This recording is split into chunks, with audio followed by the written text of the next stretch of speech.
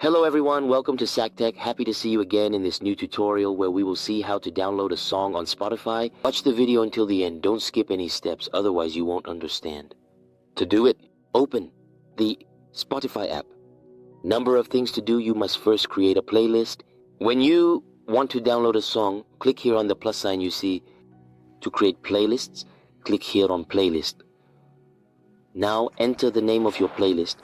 Click here on play. Now you need to click on add to this playlist or add a song to this playlist. Here you have the search bar. You can search for the artist name or the name of the song you want to add. On playlist, simply click here on the plus sign to add the song to your playlist. Once the music is added or you add the songs you want, you will see a download arrow here. Simply click on the arrow and the download will start.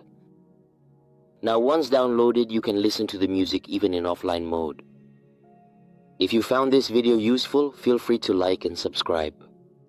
And if you have any questions or if you want me to make a video on a music topic, let me know in the comments and I will do it. Thank you. See you soon.